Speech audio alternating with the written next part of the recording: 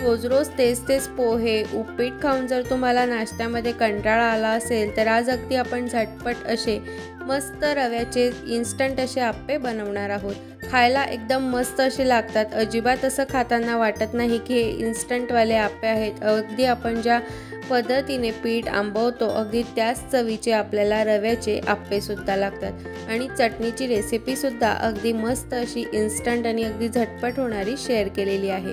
चला तर मग रेसिपीकडे वळूयात।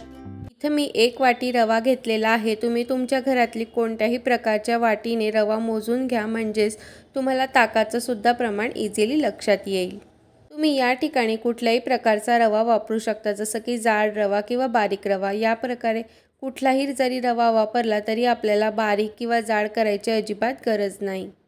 तर आता आपल्याला सगळ्यात आधी रवा जो आहे तर तो एका बाउलमध्ये टाकून घ्यायचा आहे। ज्या वाटीने आपण रवा मोजून घेतला होता त्या सेम वाटीने आपण ताकसुद्धा मोजून घेणार आहोत। जर तुमच्याकडे दही असेल तर अर्धा वाटी दही घ्या आणि त्यामध्ये अर्धा वाटी पाणी टाका आणि हे सगळं व्यवस्थित आपल्याला आता मिक्स करून घ्यायचं एका विस्करच्या मदतीने, जेणेकरून रवा जो आहे तर तो छान असा व्यवस्थित ताकामध्ये छान असा मुरला जाईल। तुम्ही या ठिकाणी दह्याचा जरी वापर केला तरीसुद्धा चालेल। ताक जर असेल तर अतिशय उत्तम, आणि ताक जे आहे तर ते थोडंसं आंबट हवं, म्हणजेच रव्याचे जे आप्पे आहेत तर त्याची छान असा एक टेस्ट येते आणि खायलासुद्धा छान लागतात। आता हे सगळं व्यवस्थित मिक्स केलं। आता याच्यावरती झाकण ठेवून जवळपास 15 ते 20 मिनटं किंवा जर तुम्हाला घाई असेल तर अगदी 10 मिनटं जरी ठेवलं तरीसुद्धा चालेल। तर जोपर्यंत आपलं रवा आणि ताक मुरतंय तोपर्यंत एकाकडे आपण चटणी बनवून घेऊयात।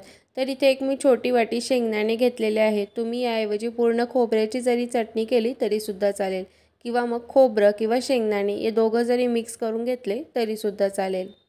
4 ते 5 मिनिट मी शेंगदाणे छान असे मंद गॅसवरती भाजून घेतले।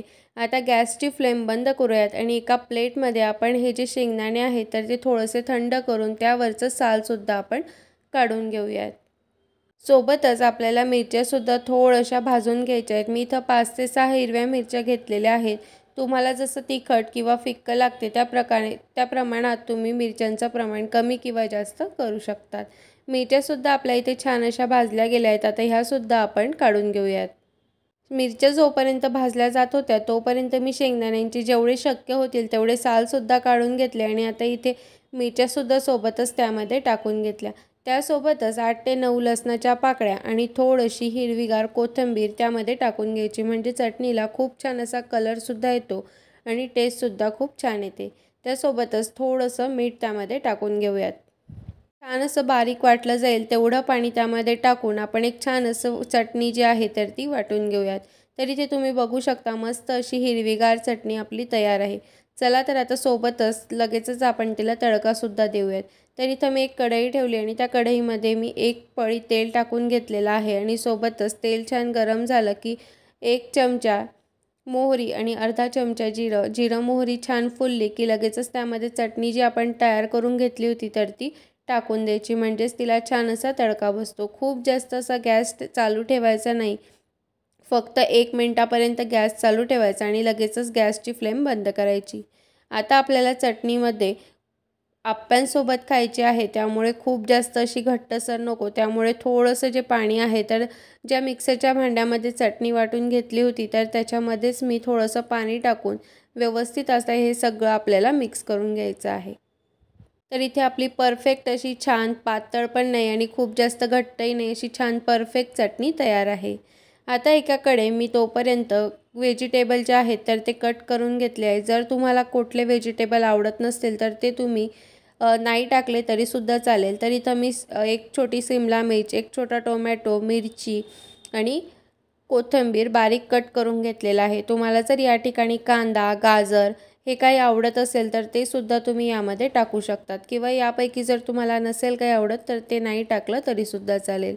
तोपर्यंत इथे तुम्ही बघू शकता आपलं जे रवा आणि ताक जे होतं तर ते व्यवस्थित छान असं मिक्स, म्हणजे रवा जो आहे तर तो छान फुलला आहे। तर आता ह्या सगळ्या भाज्या आपण एक एक करून त्या रव्यामध्ये टाकून घेऊयात। जर तुम्ही लहान मुलांना देत असाल तर हिरवी मिरची नाही टाकली तरीसुद्धा चालेल, कारण की हिरवी मिरची जी आहे तर ती खाताना लगेच तोंडामध्ये येते आणि थोडंसं तिखटपणा जो आहे तर तो आप्पे खाताना लागतो। त्यामुळे शक्यतो लहान मुलांना जर देत असाल तर ती मिरची जी आहे तर ती स्किपच करा. आता हे सगळं व्हेजिटेबल टाकल्यानंतर आपल्याला हे सगळं व्यवस्थित मिक्स करून घ्यायचं आहे. तर आता इथे खूप जास्त जे ताक आहे तर ते पूर्ण रव्याने शोषून घेतलं आहे. त्याच्यामुळे आता यामध्ये आपल्याला थोडंसं ताक आणि थोडंसं पाणी, म्हणजे ज्या वाटीने आपण रवा घेतला होता तर त्याच वाटीने अगदी पाव वाटी असं एवढं आपल्याला त्यामध्ये पाणी टाकून घ्यायचं आहे. खूप जास्त जर पाणी झालं किंवा खूप जास्त जरी घट्टसर झालं तर मग आप्पे बरोबर येणार नाही. अगदी परफेक्ट कन्सिस्टन्सीचं आपल्याला या ठिकाणी बॅटर जे आहे तर ते तयार करून घ्यायचं आहे. तर आता हे सगळं आता व्यवस्थित पाणी आणि ताक मिक्स केल्यानंतर जे टाकलं तर ते सुद्धा आता आपल्याला व्यवस्थित सगळं मिक्स करून घ्यायचं आहे. इथं मी आप्पे पात्र ठेवलेलं आहे तर थोडं थोडं आपल्याला तेल लावून घ्यायचं आहे. जर तुमचं आप्पे पात्र जर बिळाचं असेल तर थोडंसं तेल जास्त घाला, किंवा मग नॉनस्टिकचं असेल तर त्यामध्ये थोडंसं अगदी तेल टाकलं तरीसुद्धा चालेल. तर सगळ्या साच्यांमध्ये मी थोडं थोडं करून तेल टाकून घेते आणि जे आप्पे पात्र आहे तर ते आपल्याला थोडंसं व्यवस्थित छान असं गरम करून घ्यायचं आहे. एका साईडला आप्पे पात्र छान असं गरम होतं आहे तोपर्यंत आपण यामध्ये इनो किंवा सोडा 2 चिमूट सोडा यामध्ये टाकायचा आहे. खूप जास्तही नाही, नाहीतर मग खाताना एकदम बरोबर वाटत नाही. म्हणून फक्त 2 चिमूट सोडा यामध्ये घालायचा, किंवा जर तुमच्याकडे इनो असेल तर तो इनोसुद्धा तुम्ही यामध्ये घालू शकता. मी इथं इनोचाच वापर केला आहे आणि इनो टाकल्यानंतर लगेचच आपल्याला हे व्यवस्थित सगळं मिक्स करून घ्यायचं. यासोबतच मी मीठसुद्धा टाकलेलं आहे. इथं अर्धा चमचा मीठ मी यामध्ये टाकून घेतलं आणि ते सुद्धा असं व्यवस्थित मिक्स करून घेतलं आहे. पहिले मीठ टाकायला हवं होतं पण माझ्या लक्षात नव्हतं, त्यामुळे मी आता यामध्ये मीठ टाकून मग इथं तुम्ही बघू शकता आप्पे पात्रसुद्धा तोपर्यंत छान असं गरम झालं आहे. एका आप्पे पात्रामध्ये जवळपास 1 चमचा भरून आप्पे छान बसतात, त्यामुळे ते आता आपण यामध्ये टाकून घेऊयात. त्यानंतर आप्पे पात्र झाकून ठेवलं होतं आणि जवळपास 3 ते 4 मिनिटांनी मी आता हे उघडते आणि आता आपल्याला जसं जमेल, म्हणजेच आप्पे जे आहे तर ते ऑटोमॅटिक खालून निघतात. कोणते आप्पे जे आहे तर ते इझिली निघतात किंवा कुठले कुठले थोडेसे चिपकून बसतात, कारण गॅसची जी फ्लेम आहे तर ती सगळीकडे व्यवस्थित पोहोचत नाही, त्यामुळे असं होऊ शकतं. आणि काही 1-2 आप्पे असे थोडेसे खाली चिटकून राहिल्यामुळे थोडंसं त्यांचं जे आहे टेक्स्चर ते थोडंसं वेगळं तुम्हाला दिसू शकतं. आता हे सगळे आप्पे मी व्यवस्थित असे पलटून घेते. आणि जर आप्पे अजिबातच निघत नसतील तर थोडंसं वरतून तेल सोडायचं, म्हणजेच आप्पे जे आहे तर ते व्यवस्थित छान असे निघतात.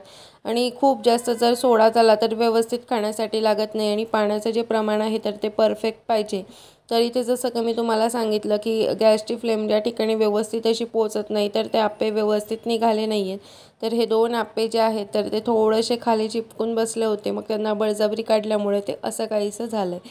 चला तर मग आता गॅसची फ्लेम बंद करूयात. कुठल्याही प्रकारचं पीठ फर्मेंटेशन करायची गरज नाही. अगदी झटपट असे आपले रवा आप्पे तयार होतात आणि खायलासुद्धा छान मऊ लुसलुशीत लागतात आणि बाहेरून त्याला कलरसुद्धा तुम्ही बघू शकता किती छान परफेक्ट असा आलेला आहे. चला तर मग मंडळींनो, तुम्हाला ही रेसिपी कशी वाटली हे कॉमेंटमध्ये नक्की सांगा. आणि व्हिडिओ आवडला असेल तर लाईक करा, शेअर करा आणि चॅनलवर नवीन असाल तर सबस्क्राईब करा. तर भेटूया पुन्हा अशाच एका छानशा नवीन व्हिडिओसोबत. तोपर्यंत बाय बाय.